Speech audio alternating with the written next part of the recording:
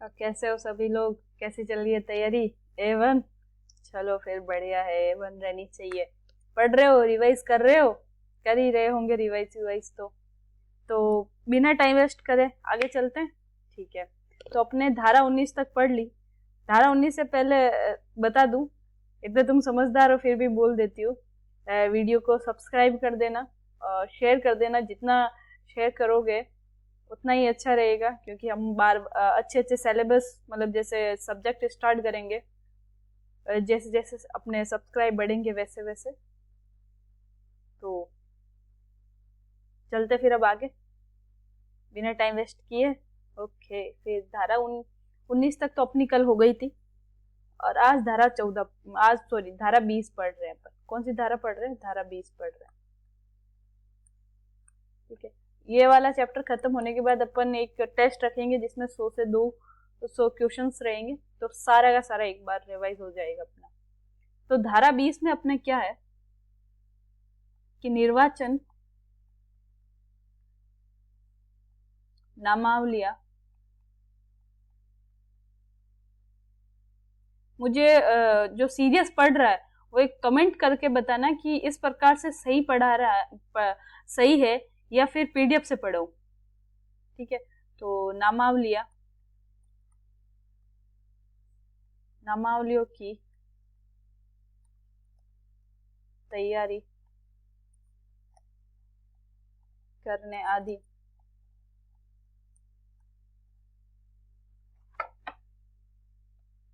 से सशक्त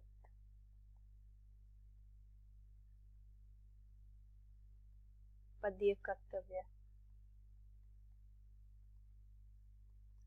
को, मतलब इस धारा में ये दे रखा है कि जो अपने कर्मचारी रहते हैं, जो नामावलियां तैयार करते हैं, अगर वो कोई उसको भंग करते हैं, नामावलिया में उसकी जितनी भी शक्तियां दे रखी है उसका दुरुपयोग करते हैं, तो उसको क्या सजा दी जाएगी, ये बातें हैं इस वाले में। तो इसमें पहले लिखो, यदि कोई यदि कोई निर्वाचक रजिस्ट्रीकरण रजिस्ट्रीकरण अधिकारी या अन्य व्यक्ति निर्वाचक नामावलियां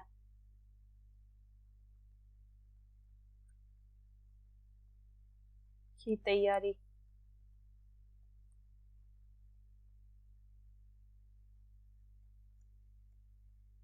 पुनरीक्षण या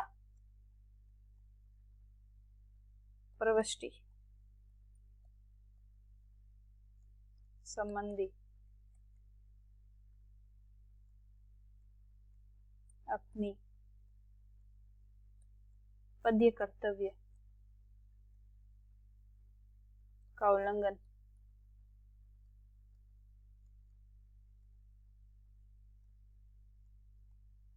करता है तो,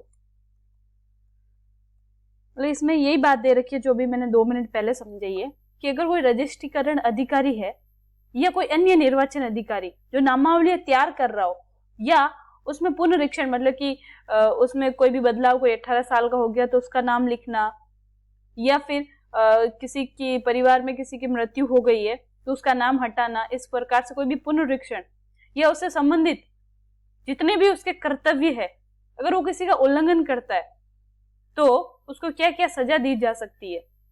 ठीक है, तो लिखते हैं अब इसमें, तो उसको न्यूनतम क्या सजा मिलेगी। जैसे कोई होता है कि छोटे मोटी करता है तो उसको न्यूनतम सजा देखकर ठीक है मामला, तो न्यूनतम सजा उसको 3 माह का कारावास। इंपॉर्टेंट बात है, ठीक है ये।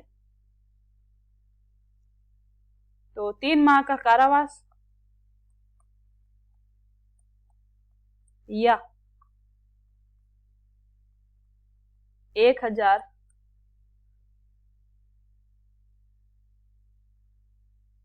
जुर्माना, 1,000 रुपए का क्या जुर्माना, या दोनों, मतलब कि ये किसका अधिकार है कि वो दोनों दे सकता है, ये न्यायाधीश का अधिकार है कि या तो वो 3 महीने का कारावास भी दे देगा और ऊपर से जुर्माना भी लगा देगा, ठीक है, ये उसका अधिकार है, या फिर 3 माह का कारावास दे देगा, जुर्माना नहीं लगाएगा, या केवल जुर्माना लगा के माफ कर देगा, वो न्यायाधीश के हाथ में है, जज के हाथ में। अब अधिकतम कितना है इसमें, तो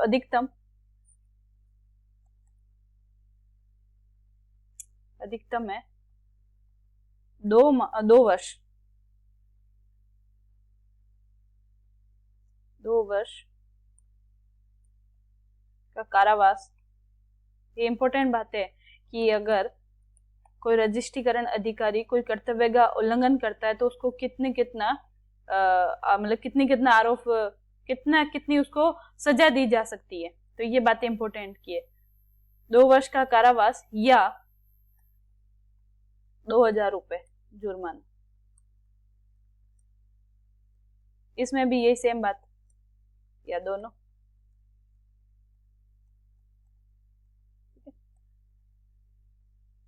आगे बात समझ, चलो फिर आगे चलते हैं। 3 नंबर, अब देखो ये क्या बात है, न्यायालय सॉरी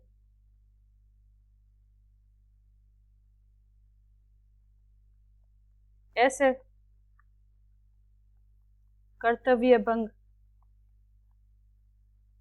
के लिए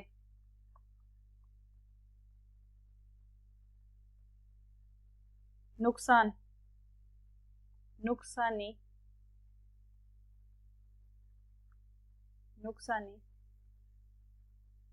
के लिए कोई भी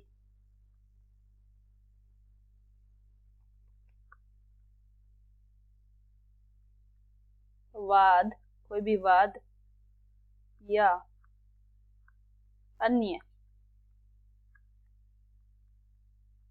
विधिय कार्यवाही ऐसे अधिकारी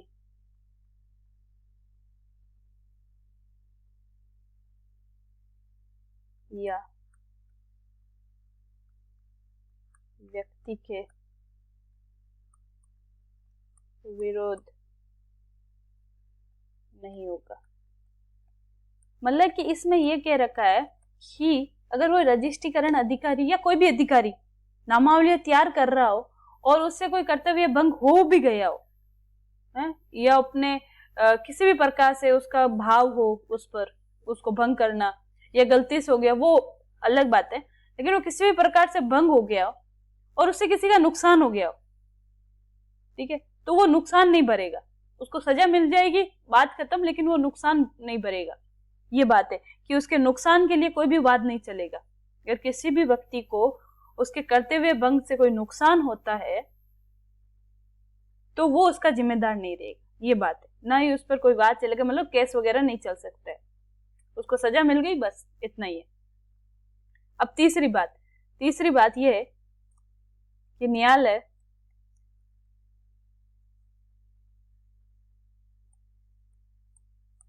इसके अंतर्गत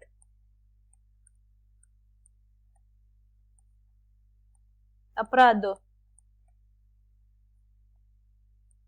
का संज्ञान मतलब कि संज्ञान का मतलब होता है कि उस पर वाद चलाना या फिर वाद लेना, ठीक है, कोई भी अपराध है उस पर वाद चलाना या उस पर वाद लेना। संज्ञान निर्वाचन आयोग या मुख्य निर्वाचक आयोग अधिकारी, मुख्य निर्वाचन अधिकारी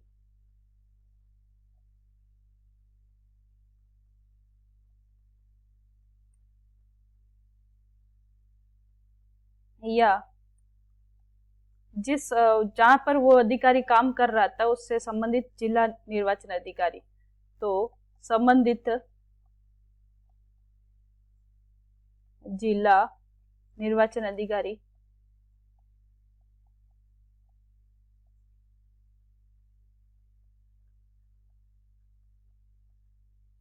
के आदेश पर ही, के आदेश या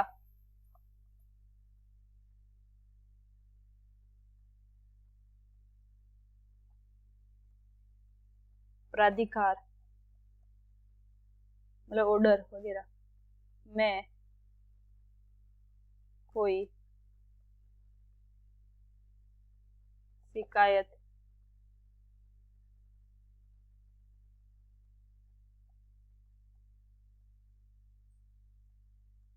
होने पर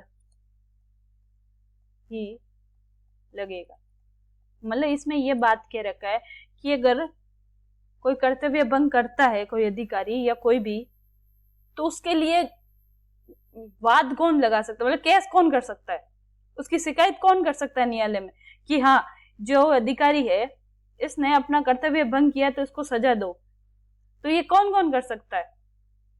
तो इसके लिए कौन कर सकता है? या तो निर्वाचन आयोग या मुख्य निर्वाचन अधिकारी या जिस जिले से वो संबंध रखता है उसका जिला अधिकारी। ये तीन लोग ही उस पर क्या कर सकते हैं? शिकायत दर्ज कर सकते हैं कि हाँ इस व्यक्ति ने गलत किया है, तो इस पर आप क्या चलाओ? वाद चलाओ और उसको सजा दो। तो इम्पोर्टेंट वाली बात है। तो अभी तक क्या पढ़ा, एक बार थोड़ा सा रिवाइज करते हैं, रिवाइज करते चलेंगे अब अपन। तो अगर कोई व्यक्ति है या कोई अधिकारी है, वो अपना कर्तव्य क्या करता है? भंग करता है। ठीक है, तो भंग करता है तो उस पर केस चलाया जाता है। लेकिन अगर किसी का नुकसान हो गया तो वो उसका जिम्मेदार नहीं होगा। पहली बात हमने ये पढ़ी। ठीक है, और उसको न्यूनतम तो 3 माह और 1,000 रुपए का जुर्माना और अधिकतम 2 वर्ष या फिर 2,000 रुपए का जुर्माना। और फिर अपने देखा है उस पर वाद कौन चला सकता है। तो वाद में हमने 3 लोगों को देखा। एक तो राज्य निर्वाचन अधिकारी, राज्य निर्वाचन आयोग, राज्य निर्वाचन आयोग या मुख्य निर्वाचन अधिकारी, या फिर जो संबंधित जिला है जहां से वो संबंध रखता है उसका क्या? जिला निर्वाचन अधिकारी। हमने 3 बातें पढ़ी। आ गई समझ? आई गई होगी अब तक तो। ये बातें हैं इसमें। धारा कौन सी? धारा 20 में। अब पढ़ते हैं धारा 21। धारा 21 पढ़ते हैं। धारा 21 लगो। धारा 21 देखो, धीरे धीरे अपन धारा 21 पे आ गए। कितना इंप्रूव कर रहे हैं धीरे धीरे। रिवाइज करते रहना बस। सदस्य होने के लिए अहित मतलब योग्यता, इसको लिख देना योग्यता, क्वालिटी योग्यता, व्यक्ति योग्य व्यक्ति। मतलब कि अगर कोई सदस्य बन रहा है, मतलब कि कोई वहां पर निर्वाचित हो रहा है, जो प्रतिनिधि है, अब उसकी क्या क्या योग्यता रहेगी वो अपन पढ़ेंगे इसमें। ठीक है, तो इसमें लगाओ धारा 6 और 24 के अधीन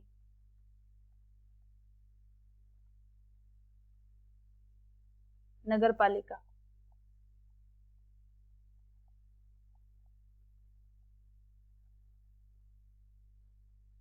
के लिए कोई व्यक्ति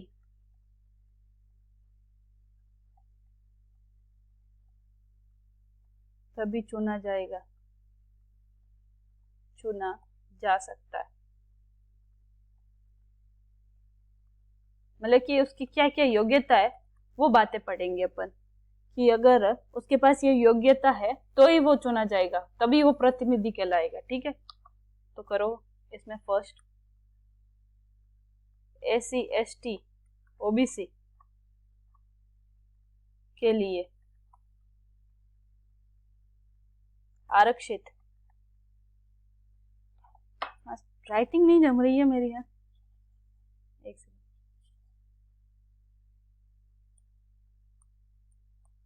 आरक्षित स्थान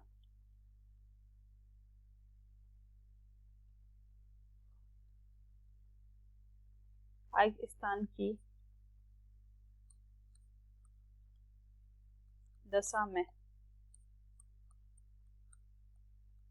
ऐसा व्यक्ति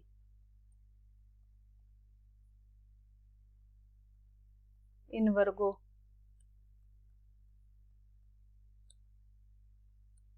का सदस्य हो और नगरपालिका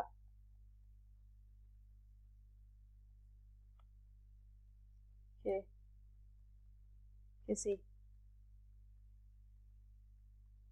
वार्ड के लिए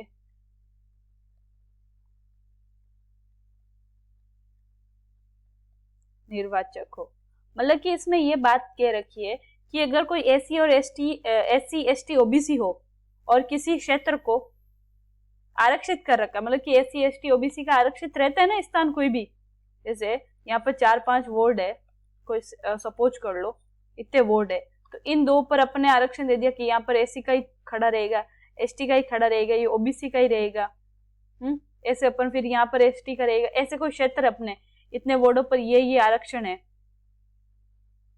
तो SC का सदस्य है इधर, तो वो इसका वार्ड का ही होना चाहिए, इस वार्ड का, और वो SC होना चाहिए, तो ही वो मान्य रहेगा। पहली बात तो हमने ये एक बार वापस समझो कि जैसे यहाँ पर एक वार्ड है और वहां पर एक SC के सदस्य का आरक्षण है, तो पहली बात वो इस वार्ड का सदस्य होना चाहिए।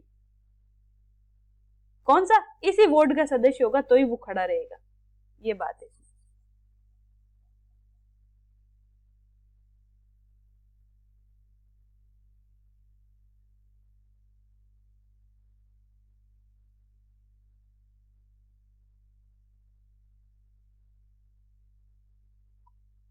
ठीक है, आगे पढ़ते हैं। सेकंड नंबर,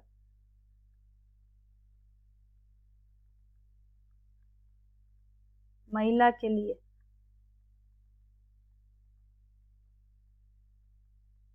आरक्षित स्थान के मामले में ऐसे व्यक्ति महिला और नगरपालिका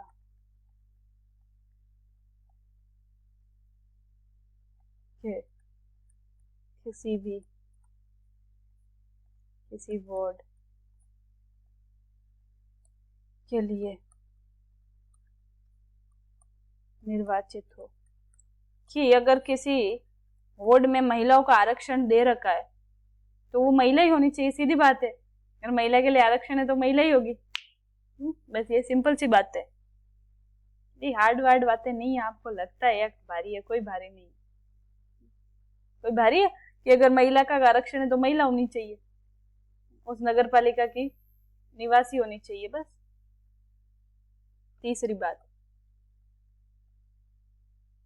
बात क्या है कि SC ST OBC और महिला के लिए आरक्षित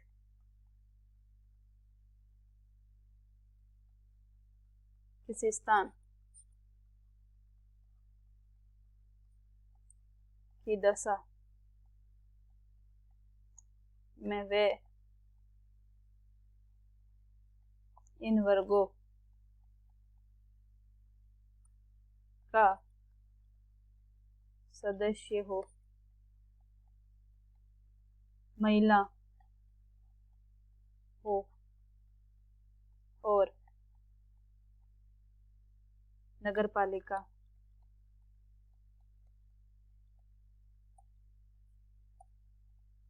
वार्ड के लिए निर्वाचित हो।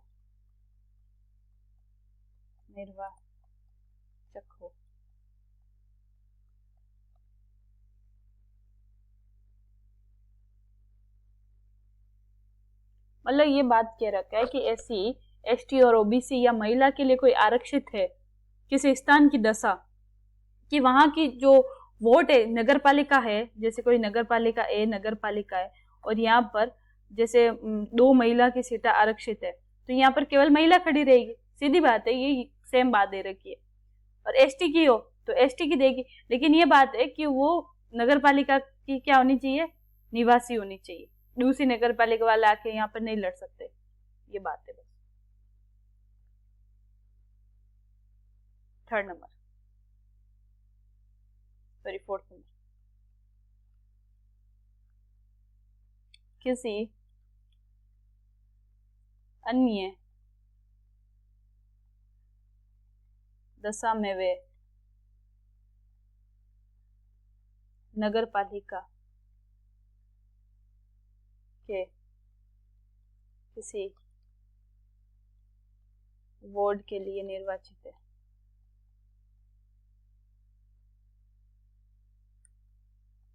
निर्वाचक हो।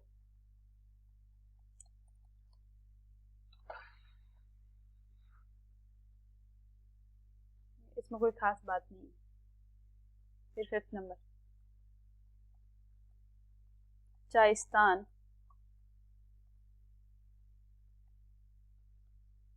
आरक्षित हो या नहीं,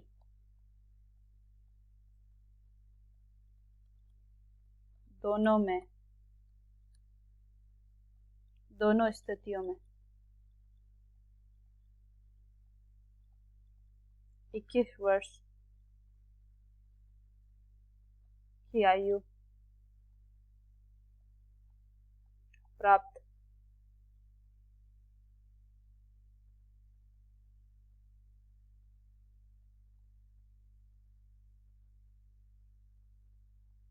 कर चुका। मतलब बात यह है कि अगर कोई व्यक्ति है, सॉरी कोई स्थान है, या आरक्षित हो या नहीं हो कोई मैटर नहीं करता है, अगर कोई प्रतिनिधि बनना चाहता है, चुनाव में लड़ना चाहता है, तो उसकी उम्र कितनी होनी चाहिए, 21 वर्ष पूर्ण होनी चाहिए, कि वो कम से कम 21 साल पूरी कर चुका हो। ठीक है, ये बात है। 21 साल से पहले कोई भी चुनाव के लिए खड़ा नहीं हो सकता। कोई भी क्या किसके लिए नहीं खड़ा हो सकता, चुनाव के लिए, वोट देने के लिए 18 वर्ष और चुनाव के लिए 21 वर्ष। अब नेक्स्ट ये बात है,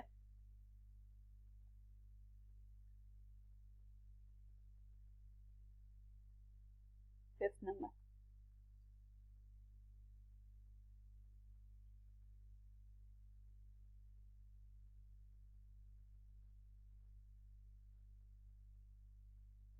फिफ्थ नंबर में लिखो 6 नंबर, जिस परिसर मतलब कि जहां पर वो रह रहा हो, क्या जिस परिसर में वे निवास करता है में कार्यशील स्वच्छ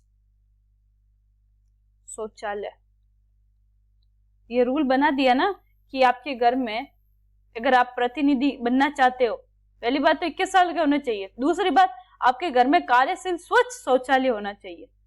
कैसा शौचालय, स्वच्छ शौचालय होना चाहिए, शौचालय हो। और ऐसे नहीं कि स्वच्छ शौचालय बना दिया, शौचालय तो स्वच्छ बना लिया लेकिन उसको यूज ही नहीं ले रहे हो, तो ऐसा भी नहीं होना चाहिए। परिवार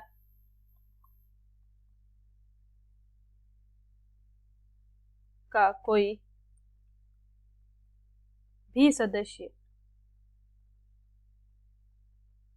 अब ऐसे नहीं कि एक बोल रहा है ठीक है बाहर चल के आते हैं, ऐसा नहीं होना चाहिए। तो परिवार का कोई भी सदस्य खुले में सोच ना करे, सोच नहीं। इस क्वालिटी से पता क्या चलता है कि अगर आप अपने घर को समझा सकते हो कि भाई बार बार कहीं नहीं जाना है, गंदगी फैलती है वगैरह वगैरह जो भी बात है, तो ही आप एक एरिया को संभाल सकते हो। इसका मतलब मुझे तो यही लगता है कि ये क्वालिटी, मतलब एक होता है कि परिवार को हैंडल करो, परिवार को एक संभालो एक चीज तक। अगर आपने शौचालय बनाया तो उसका पूरा यूज करो। ये कोई भी अगर व्यक्ति बाहर जा रहा है इसका मतलब उसके नियमों का उल्लंघन हो रहा है। तो फिर अगर वो अपने घर पे ही रूल्स नहीं बना रहा है तो बाहर क्या ही बनाएगा। फिर आगे स्पष्टीकरण, इसमें अपनी परिभाषा पढ़ेंगे स्पष्टीकरण। ये इतना इंपॉर्टेंट नहीं है, लेकिन कभी कभी क्या ना अपन को बातें समझ आ जाती है इससे, और कभी कभी बहुत इंपॉर्टेंट भी रहता है। एग्जाम कहीं से भी आ सकता है, कुछ भी। स्वच्छ शौचालय का मतलब क्या आखिर?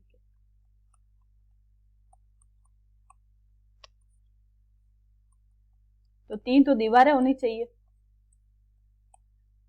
3 तो दीवारों, 1 दरवाजा और छत से घिरी हुई जलबंद। जलबंद का मतलब होता है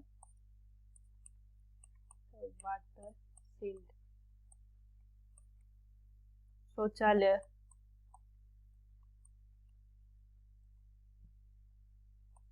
प्रणाली की व्यवस्था हो। ठीक है, आगे बात समझ। अब सेकंड, अब परिवार। अब ऐसे नहीं अपने फूफा दूर के रिश्तेदार, परिवार के सदस्य कौन से कहलाएंगे ये भी तो लिखना पड़ेगा। दूर के दूर बहुत, दादा के दादा, सॉरी दादा के भाई के पोते अमन परिवार थोड़ी कहलाएंगे, ऐसे वो फैमिली है। पर परिवार आखिर के क्या कहलाएंगे? परिवार के सदस्य। इस एक्ट के अनुसार परिवार के सदस्य कौन से होंगे? तो परिवार के सदस्य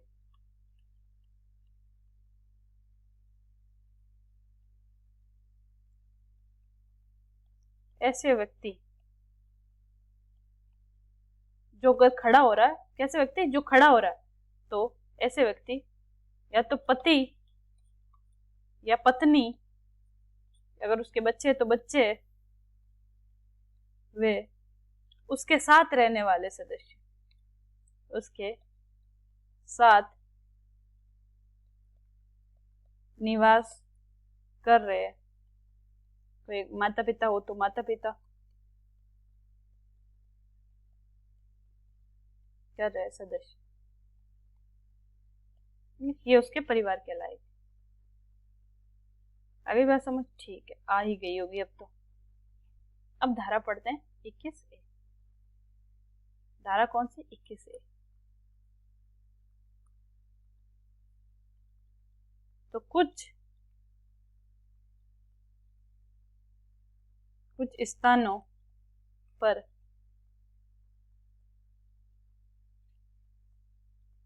निर्वाचन के लिए विशेष योग्यता,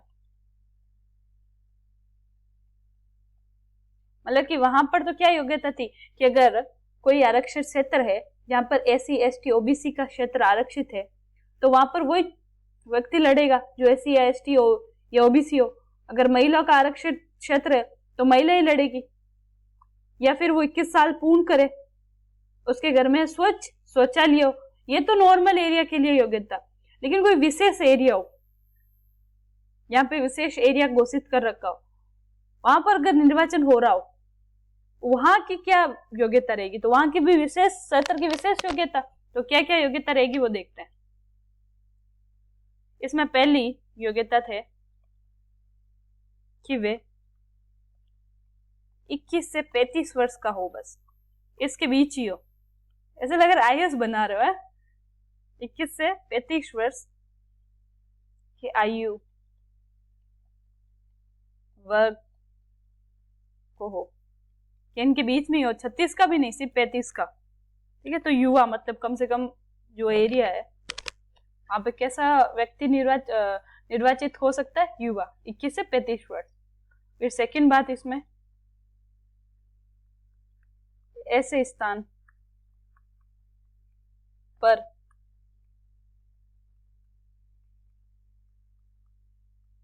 निर्वाचन के लिए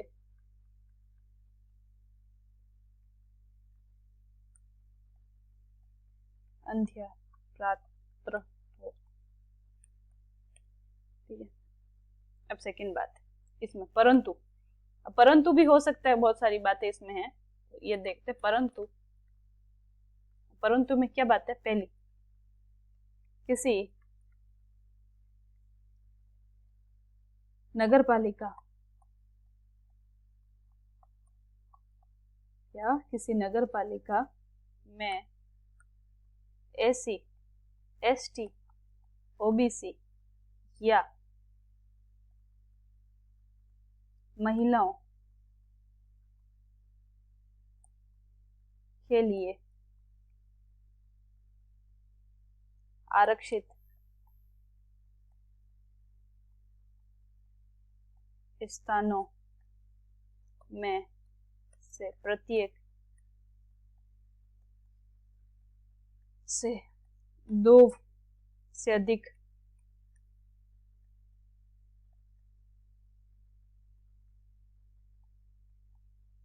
स्थान अवधारित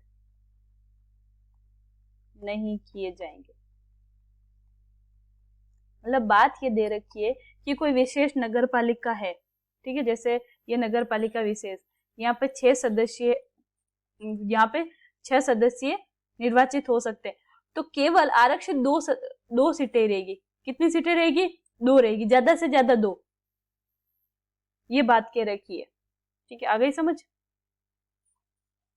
क्या वापस समझो? वापस समझा दे कि कोई क्षेत्र है, विशेष क्षेत्र है, जहां पे 6 या 7 सीटें, 7 मान लो, 7 सीटें निर्वाचित है कि यहाँ पे 7 सदस्य आ सकते हैं, तो अपन आरक्षित केवल 2 को कर सकते हैं। 2 सीटों पे एससी, एसटी या ओबीसी या महिला आ सकती है, बस इतनी सी बात। बाकी जनरल में आएंगे, ये केवल विशेष निर्वाचन में है। ठीक है, अब सेकंड पॉइंट, तो इसमें सेकंड है, जहां किसी नगर पालिका में एससी, एसटी, ओबीसी या महिला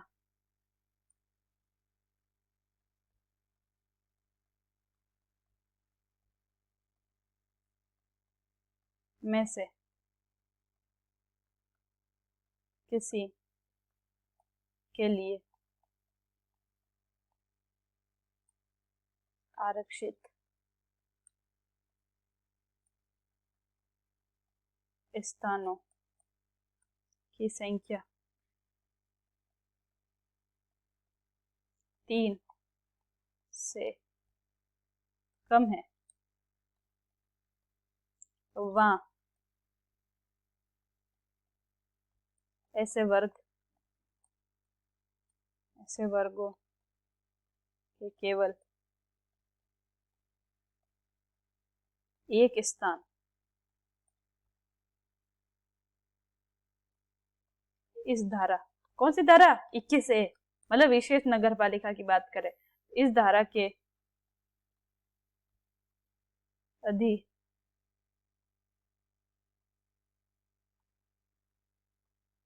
अवधारित किए जाएंगे।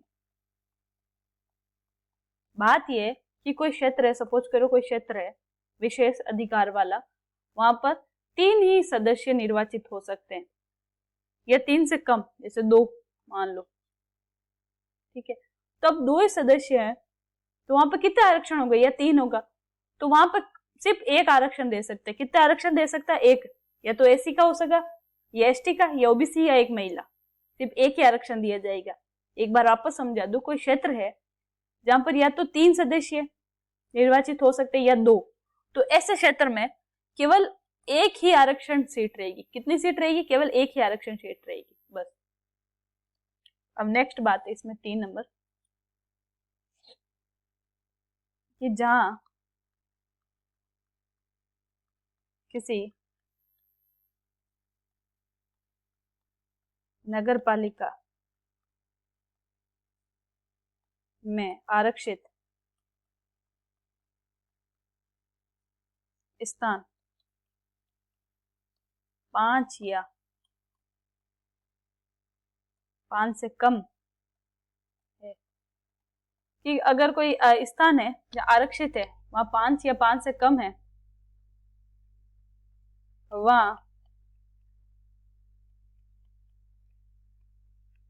ऐसे स्थानों में से केवल एक स्थान इस धारा के अधीन होगा।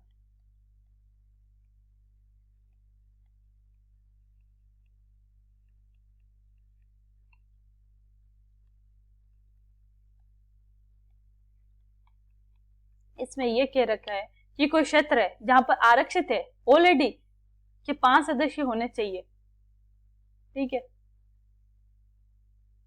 आरक्षित है, तो भी अपन कितने सदस्य रखेंगे? केवल एक ही सदस्य रख पाएंगे।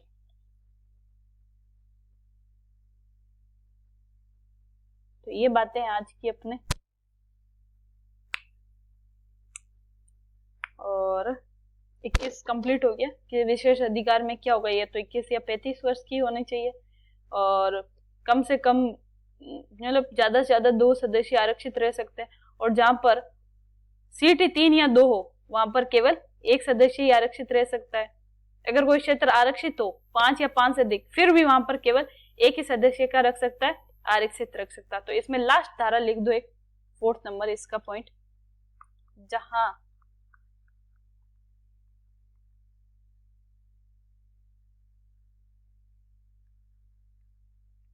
अनाश्रित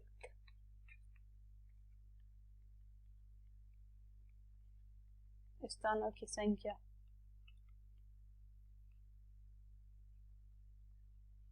5 से अधिक है, वहां ऐसे 5 स्थान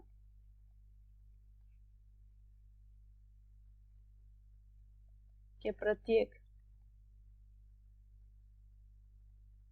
भाग में से एक स्थान इस धारा के अंतर्गत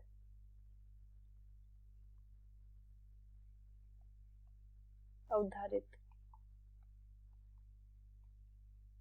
किया। मतलब कि कह रखा है कि कोई क्षेत्र है, कोई भी नगर पालिका है, वहां पर 5 से अधिक व्यक्ति निर्वाचित हो सकता है, तो वहां का एक व्यक्ति इस धारा के अधीन आएगा, मतलब विशेष अधिकार के अधीन आएगा। बस ये बात कह रखी है इसमें। अब धारा 22 है, हेडिंग लगा लो, बाकी कल पढ़ेंगे। धारा 22, एक से अधिक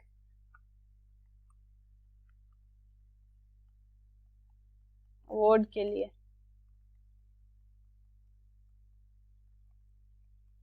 निर्वाचन निर्णय पर निर्बंधन या प्रतिबंधन, ठीक है, कि अगर कोई ये व्यक्ति है जो एक से अधिक वार्ड में भी अपना नामकरण लिख देता है कि हाँ मैं तो उम्मीदवारी बन जाता है, तो उसके लिए क्या क्या प्रतिबंध है वो सारी बातें पढ़ेंगे। तो कैसा लगा सेशन बताना कमेंट सेक्शन में, और शेयर कर दो वीडियो। अब तो कर ही दो, काफी आगे, अब तो धारा 22 पर आ गए, अब तो भरोसा कर लो कि करवा लूंगी सिलेबस। इसके अलावा टेस्ट सीरीज भी स्टार्ट करेंगे जल्दी। और मुझे ये बताना कि जो मैं पढ़ा रही हूँ वो पैटर्न सही है या नहीं है, या पीडीएफ के पैटर्न में पढ़ाऊँ, क्योंकि एकदम बहुत स्लो स्लो साथ में लिखते हुए चल रहे हैं, तो काफी लोगों को पसंद आए नहीं आए, तो मुझे ये जरूर बताना। बाकी बता दूं मेरा वापस टेलीग्राम MS पायल 07, और मेरा टेलीग्राम ग्रुप है GK विथ पायल चौधरी, और मेरा इंस्टाग्राम है पायल चौधरी 1409। ठीक, कोई भी डाउट हो तो आराम से मैसेज कर सकते हैं। Thank you, all the best.